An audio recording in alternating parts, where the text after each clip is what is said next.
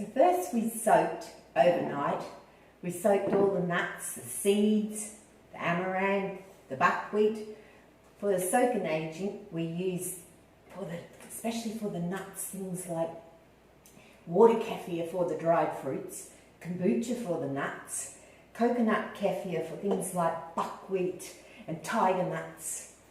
The dried fruits, once soaked, especially with the water kefir, they become so soft. The idea of this is that we're helping it to be much easier on our digestion. So it's all lovely and soft. You don't need to even blitz it. See how soft it is? You can just get a little fork and it's so soft you can just mash it up. There's a whole fig there that was dry, and see it just softens up. I've just used little mixtures of all my dried fruit that I had left. My dates, my figs, my nice organic dried apricots, some raisins, and the syrup. When you pour off the liquid, well, it becomes a syrup. You can use that as your sweetener for into your layers. So that's a great sweetener. I went to my garden first for inspiration. I picked some carambolas. I used some carrot juice, and I juiced the carambolas and the carrots, and I added to it my brine, my fermented brine, my turmeric, lemon myrtle and tamarind, and to that I then added some agar and made a nice little jelly. So that's a little jelly there for the Easter bunny with these little carrots in there. In the garden I picked a pineapple. So we got a pineapple, a handful of ripe bananas, some green bananas, and with the bananas and the pineapple, I mashed those separate, so you put those into separate bowls, and some avocado, because the avocado is there for a base for the green layer. So we have those all in front of us. Then we start to add additions, so that because we're doing the colours of the rainbow. So your bottom one is your red. So you want that to be like a crust. So don't add a lot of fruit. So don't add like your pineapple or your banana, because it won't go that crusty feel. So with the crust, I've used buckwheat, some coconut, and I did add some goji for red colouring, and some cashew nuts.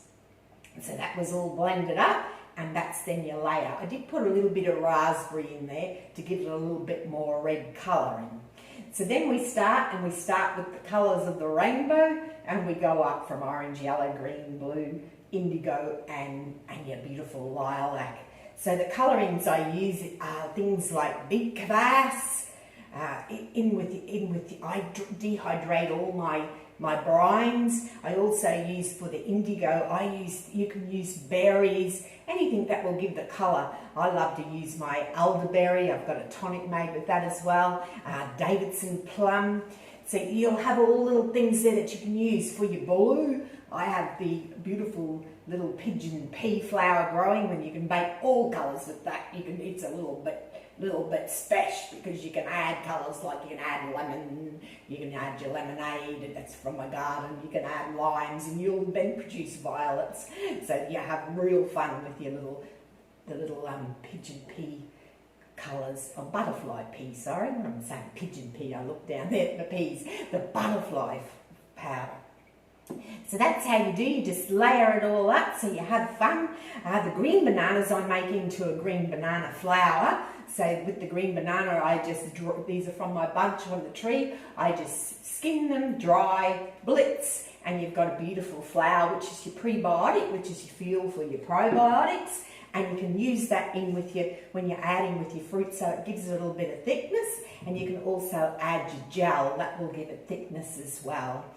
On the top, I've added the cacao syrup, so that gives it a nice little topping. You can finish it off with any decorations. You could make it into a beautiful Easter bonnet. You could put a lovely big ribbon around there and tie a bow on it, and top it all with edible flowers. There's so many things that you can do with your rainbow pie. Enjoy.